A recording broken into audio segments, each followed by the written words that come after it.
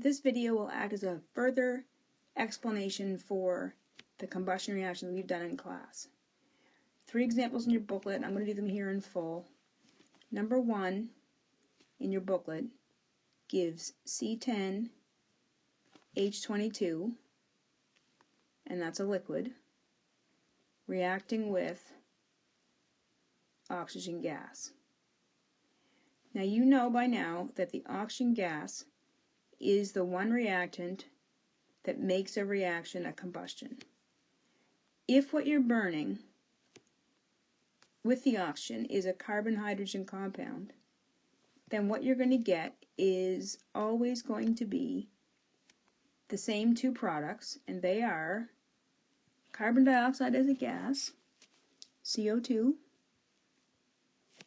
and you're always going to get water, not as liquid, but as a vapor, H2O as a gas. You have to understand that when we do these questions for combustions, we are assuming complete combustion. And as you know, in reality, when a fuel is being burned, there are other byproducts as well, most often carbon monoxide, and sometimes you're going to get some nitrogen-based oxygen compounds from the burning of nitrogen in the air. But whenever you're asked to do a complete combustion reaction, always assume that the products are carbon dioxide and water when you're burning a compound containing carbon and hydrogen. And I recommended that we do these in a very specific order to make our life easier. The first thing you're going to want to do is always balance the carbon atoms. On the left we have 10 carbons and we have 22 hydrogens. On the right we need to make sure we have 10 carbons. We're going to add a coefficient of a 10 in front of the CO2. That gives you 10 carbons, but it also gives you 20 oxygens. The second element you should always balance in a combustion is the hydrogen. On the left we have 22, on the right we have 2 hydrogens per molecule, so we need to add an 11 in front of the water, and that is going to end up giving us 11 times 2 or 22 hydrogens to balance, and it's going to give us 11 oxygens. On the right hand side, oxygen appears in more than one compound. We have 20 O's and we have 11 O's. Grand total, of course, is 31 O's. We therefore need to add a coefficient in front of the oxygen on the reactant side that will give us a 31 that we need. So 31 divided by 2 would create a coefficient here of 15.5. Now that's not an ideal equation because it's impossible to have a half of an oxygen molecule. What we really have here is 1 C10H22 is decane. So 1 decane, 15.5 oxygens will react to give 10 carbon dioxides and 11 water vapors.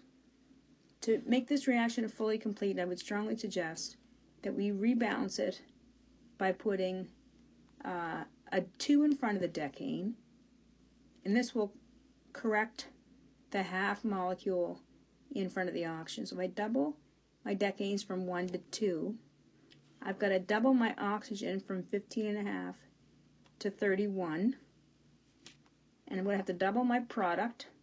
So instead of 10 carbon dioxides, it's going to be 20 carbon dioxides, and instead of 11 water, it's going to be 22 water vapor molecules. Now let's go through the check this one time to prove that we have a balanced equation here. So 2 times 10 is 20 carbons, 2 times 22 is 44 hydrogens. On the left hand side we have 31 times 2, so 62 oxygens. On the right we have 20 carbons in the carbon dioxide, 40 oxygens in the carbon dioxide. 22 times 2 is 44 hydrogens, and 22 times 1 is 22 oxygens. When you add them all up, you're going to get 40 oxygens plus 22 is 62, and that balances to 62 on the left, and the carbons and the hydrogens are balanced. So bottom line, when you balance a combustion reaction, you should be fully prepared to expect halves in front of your oxygen molecule, but I don't want you to leave them like that because that's not really practical. So you're going to end up having to go back and take every coefficient that you have including the 1, and you want to double them all, and you will end up with, in this case, a 2 to 31 to 20 to 22 for your balanced equation. That's a combustion of a hydrocarbon, a compound that contains only carbon and hydrogen. The second example that I want to do by instructions could be quite vague, and it would say the combustion of C3H6O. And that's all you're given, combustion of this. So your first instinct should now be that I'm going to combust something, I've got to react with oxygen gas. Oxygen's a diatomic, so it's an O2. Now when you combust a carbon-hydrogen or carbon-hydrogen-oxygen compound, the products are always the same. You are always going to get the predicted complete combustion CO2 and H2O as a gas. This one I'm giving you as a cautionary note because there's also an oxygen in the compound that you are reacting, not just as a reactant by itself, but in the organic compound there contains an oxygen atom. So these are to be done a little bit more caution. First thing you want to do, like always, is balance the carbons.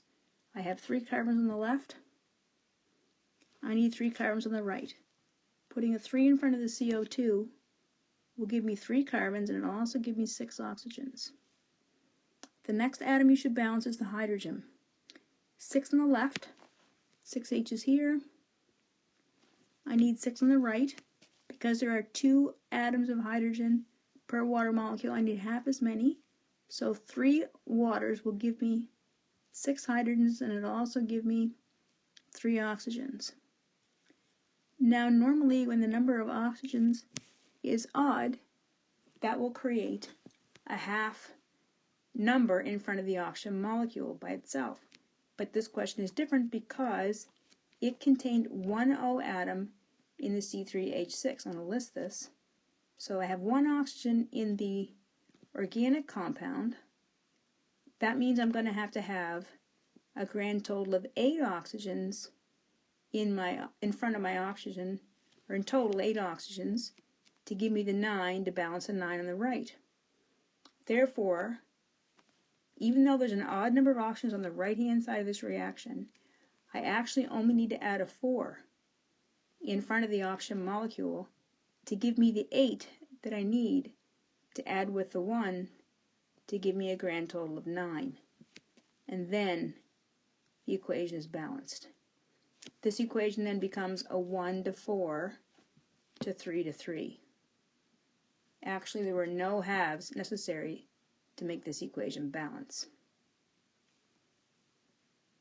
One more example. This time we're going to do the combustion of another organic compound that contains oxygen. This will be the condensed formula actually for rubbing alcohol as an example. C3H8O. I'm going to combust that or burn it. It's a liquid. If we're going to burn that with oxygen gas, it becomes a combustion. The predictable products will always be the complete combustion, CO2 and H2O as a vapor products. And the rules of thumb don't change. You should start with your carbon first. 3 carbons on the left. You should add a coefficient of a 3 in front of the carbon dioxide. That's going to give you 3 carbons. On the left you have 8 hydrogens. So on the right you're going to have to add a 4 in front of the water, and that'll give you the 8 hydrogens.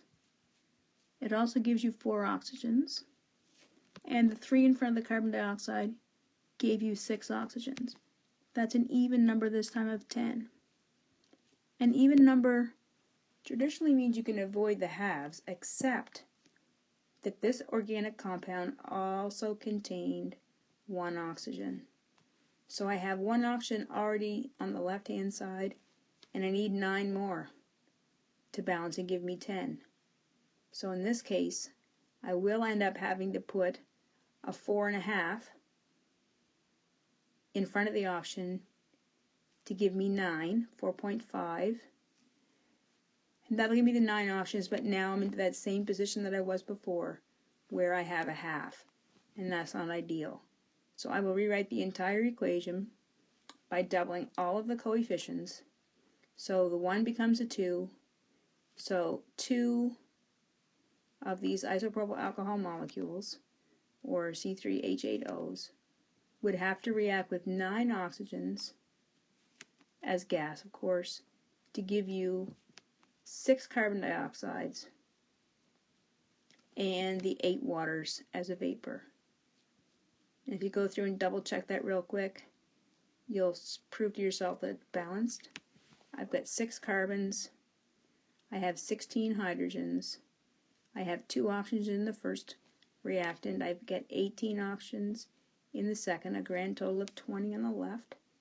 On the right I have 6 carbons, I have 12 oxygens, I have 8 times 2, which is 16 hydrogens, and I have 8 oxygens. So I have 20 oxygens on the left and the right, and the equation is balanced. So remember, if you ever see any reactant that's carbon-hydrogen based and it adds to an oxygen, you have to know that that means combustion, and therefore you have to be able to predict that the product will be complete and it will be CO2 as a gas and H2O as a gas. And then balance them the best way that you can, and that is recommended: carbon first, hydrogen second, oxygen third. For complete combustions, that's the best strategy. So combustion, you're going to produce CO2 and H2O when what you're burning is a carbon-hydrogen or a carbon-hydrogen oxygen-based compound.